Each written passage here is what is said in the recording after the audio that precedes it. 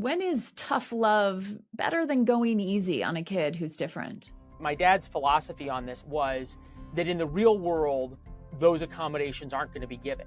So he better start learning now that you've got to be uncomfortable, right? You have to endure the hardships. Hey, it's Julie. Welcome to Uncomfy, a show about sticking with moments that challenge us even when they're uncomfortable. And I know you're probably wondering, why would anybody choose to be uncomfortable? But I know from personal experience, and maybe you do too, that sometimes a little discomfort has benefits if we can stay open and curious about it. And that's what we're here to explore. So let's get uncomfy. Today, I'm joined by Leland Vittert. He is the chief Washington anchor at NewsNation and host of On Balance with Leland Vittert. Before joining NewsNation, he spent a decade as a foreign correspondent and anchor at Fox News. And now he has a new memoir. It's called Born Lucky, a dedicated father, a grateful son, and my journey with autism. Such a pleasure to have Leland Vittert with us today. Welcome. Julie, great to be with you. And I appreciate the title of the podcast, given how much of our lives we spend uncomfortable and how helpful it is. Thank you. And this book makes it abundantly clear how much discomfort you've experienced and how you've harnessed that with the help of your father. Just kind of starting with the big picture question, though, this is such a personal story. And I know you've mentioned on your show that this isn't a story you've told publicly before. It seems deeply uncomfortable to kind of expose it to the world. Why are you doing this? Look, I think it is really important to let parents know that there's hope. You've got 20 million kids who are diagnosed with some kind of developmental disability, autism, ADHD, anxiety, whatever it is. Then you've got another huge group that are having problems with bullying and fitting in and finding their way. Then you've got kids who have physical disabilities as well. So there's a lot of parents who are out there struggling. And I think the answer here, to quote George Will, is this is a story about the mountain moving power of parental love. And it's proving to parents that whatever struggle your kid is facing, you really can make an enormous difference. And we go through the ways that my father fought for me, not to shape the world for me or to get more accommodations, but to help shape me for the world. And to your point, a lot of those were really uncomfortable. One of the stories we tell in the book is an art teacher in 8th grade. One of the teachers would get in on the bullying, and this art teacher in front of everyone said to me, if my dog was as ugly as you, I would shave its and make it walk backwards. So everybody erupts in laughter, on and on and on. I go home. My dad's waiting for me, as he always did at 4:20 when I got out of school. And he said, how was school? And I said, well, I got humiliated today. And obviously there was a lot of tears and upsetness and everything else that went through it. And the next day, Dad made me go back to art class. So I think that point of forcing a kid to be uncomfortable and to confront those issues head on, when I got blackballed or didn't get a bid to any fraternity as a kid in college, my dad's first instinct wasn't to say, well, transfer schools. It was to convince me to go find another fraternity that I might be interested in. So that kind of push to be uncomfortable and to fight through really is at the core of the book. When did you start to sense that you were different? And did your parents start to sense that maybe something was up here? It's a great question. I've only known me as me. I think that was a realization in high school and then especially in college that my mind worked differently. When I was very little, 3, 4, 5, my parents had been told by teachers to have me evaluated. They eventually did.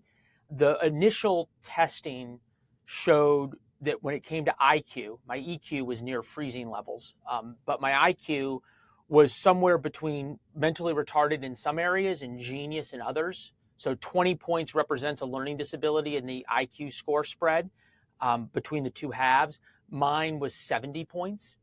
So in the words of one of the psychologists, it's very difficult to know what's going on inside this kid's mind. And they diagnosed me with what they called at the time, I think it was pervasive developmental delay and social blindness. There were all these different terms. Autism at the time was only diagnosed in kids who we would now know as profound autism, so nonverbal and other kinds of issues. But my dad said, what can we do? And there was all these offers of help and accommodations and special teachers and more time on tests and on and on. And he said, none of that. He said, I am going to teach Lucky how to adapt to the world, both socially and then obviously pushing me in other ways.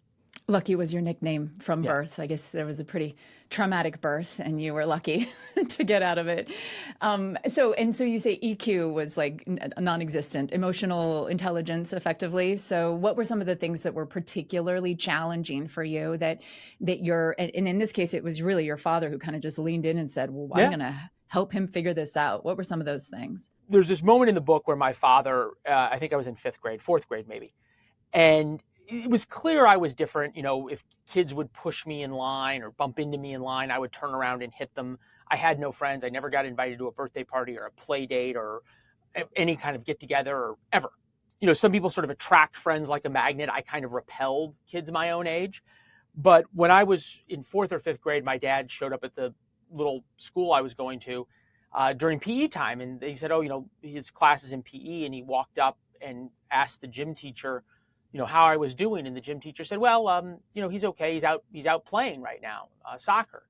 And my dad said, oh, great. Let me go see him. And the guy said, well, I don't think we should do that. He's with the girls. I have him with the girls. So I was bullied so bad and such an outcast that they would have me go play with the girls while the guys played soccer so that I wouldn't get bullied. But it was very clear to me that and my parents, I had issues. The difference was they never allowed me to be labeled or diagnosed. My dad said, I'm going to just work on fixing Lucky. So you had to go back to school. You had to get bullied. You had to endure that. He supported me through that. And then the flip side, for example, was when we'd have social interactions. If I was with my parents, when they had friends over, or there was, parties or anything else, my dad would put me in these social situations, which were way beyond my years. But when I would talk too much, he would start tapping his watch for me to stop talking. So I'd, be interrupting, or I'd be telling a story or anything else, maybe talking too much like I am now. You want to tap your watch. And my dad would tap his watch, and that was my signal to stop talking. And then after that, we would sort of post-game, almost like watching game film, the conversations and social interactions to try to teach me that EQ that a lot of people have natively. And then, would you get it?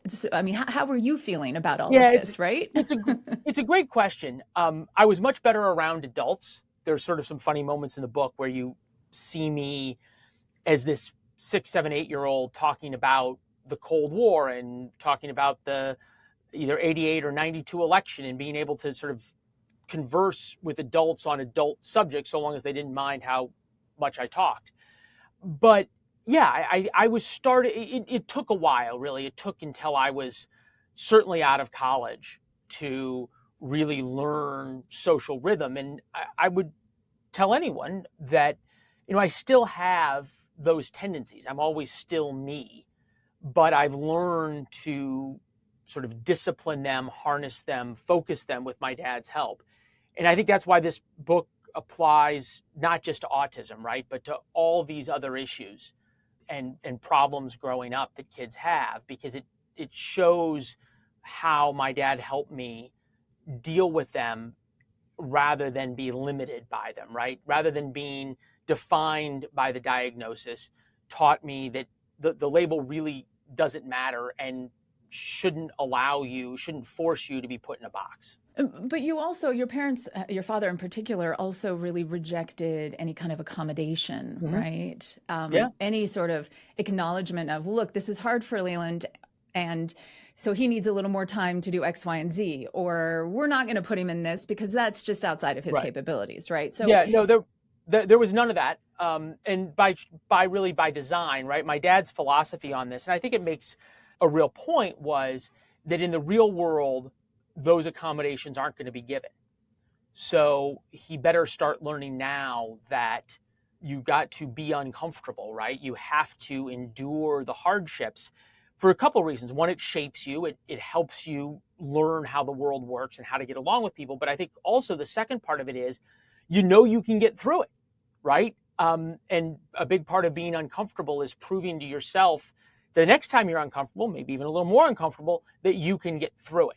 Was there a risk, though, do you think, in hindsight, that it could have not worked for you? Like maybe it could have actually only broken you. Yeah, I think there were times certainly I felt broken. My dad and I didn't know this until we wrote the book, that I would come home, and in the words of my mother, they would have to sort of put me back together every day. And I would oftentimes be really angry, and I would yell at my dad, or I would cry, or I would have all these emotions. And it was sort of the only person that I could take it out on, because at school it was sort of a battle every day. And he would then leave my room after I went to bed, and I would go to sleep, and he would go into the living room and start crying himself. So I think there was a lot of times that everyone sort of wanted to give up. I think the acknowledgement was the hardship, the difficulty, what you're going through now, and this was his message to me over and over again, was what you're going through now is going to make you stronger, better, a better friend, a better husband, a better businessman, worker, whatever you want to call it, in life. And it's sort of these hardships are really worth it. And it's an important point to bring up, right? That the book isn't like a prescription. It's not a cure. This is my story. And I think people will take a lot of different things from it. I hope they do, but it's not meant to be a how-to manual for kids. And I think it should inspire parents that at a time when the experts tell every parent, look, this is your kid, this is who they are, you have to just let them be them, that there is another way, and that challenging them and supporting them in the ways that my parents did, which was incredible, can really make a huge difference. Yeah. And thinking about your autism then, do you think that in what ways do you think it has shaped the kind of journalist that you are, the kind of host that you are? Look, I don't know any other way, right? I'm me, and I never had therapy. This book, writing this book is like doing therapy on national television, every podcast. And there were a lot of memories that I think probably as a kid, there were a lot of times that I don't know whether I would have benefited or not, but I never had any. So I guess I don't know any other way but me being me. I think I probably take things pretty literally. I have a real soft spot for people who are being hurt, and for injustice. And I think that is something that's really defined my reporting, as really feeling for people who are being hurt and being marginalized and being unfairly persecuted, in a way that probably a lot of journalists, I think, may feel, but I think since I know what it's like, it's a different reaction. Are you hearing from people as the book is starting to get some publicity, and obviously as you're in such a high profile position and have been for the last 15 years on television, do you hear from people who knew you back then? Yeah. Who treated you, mistreated you maybe? So there's this really funny moment in the book where this parent of a child who had been horrible to me, in high school, really just awful in so many ways, that I'm in Libya and was running with the rebels. It was sort of my first big moment as a foreign correspondent, or second, but I was sort of the guy in Libya during the Arab Spring. And I got an email from one of the parents of the kid who had been just so awful to me, telling me how proud he was of me. That sort of has stuck with me as a moment of surprise. And yeah, I think there's a lot of people who have come and said, I had no idea. And then I've had other people who go, this explains an awful lot about you. Now I get it. So I think there's been both of those reactions, probably depending on how well people know me and how honest people are going to be. But yeah, it's been nice to hear. I think the most important thing I've heard is from parents who say, my kid is either on the spectrum, or my kid struggles with this, or my kid struggles with that, and this gives me so much hope. And that's really what the whole goal is. And how's your dad feel about this? I mean, that's one of the things that comes through so clearly in the book, that this is really a love letter to him. Yeah. And you say, quite frankly, at times he was your only friend, your very best friend, your only friend. He's still my best friend. I mean, we still talk, half a dozen times a day. I still call him every night to say goodnight. So he still is my best friend. One of the things he taught me, and we talk about this a lot in the book, is that you achieve things for achievement's sake, not for the accolades. And that was something that was impressed upon him by his father. So I think he's probably really happy we're trying to help people, and we are able to help people. And I think is he's always taught me to be very uncomfortable with anything that's about you, because that's not, anything that focuses a light on you is not where you should be. You should be about achievement, not about the accolades that come with it. The book is called Born Lucky, A Dedicated Father, A Grateful Son, and My Journey with Autism. It's by Leland Vittert, who's a journalist, a foreign correspondent and anchor at Fox News, now host of his own show, On Balance, with Leland Vittert on NewsNation. And you can check out more about the book at bornluckybook.com. Leland, thank you so much for sharing your story. I really have enjoyed chatting with you today. Fantastic, Julie. Keep up the great work. And thank you for getting uncomfy with us today. I'd love to hear what you think about Leland Vittert's story. What are your own experiences with autism, neurodiversity, bullying, just being different, helping kids who are different? Email uncomfy@byu.edu or connect with us on social media. We are at uncomfy.podcast on Instagram. Let's keep this conversation going. Uncomfy is a BYU Radio podcast. Samuel Benson produces it, and the team includes Hyobin Kim and Sam Payne. Our theme music was composed by Kelsey Ney. I'm Julie Rose. Can't wait to get uncomfy with you again next week. Hey, it's Julie. Before you go, I want to let you know about a new BYU Radio podcast that I think you'll really appreciate, especially if conflict feels like a constant in your life. Which, let's be honest, we all feel that way, right?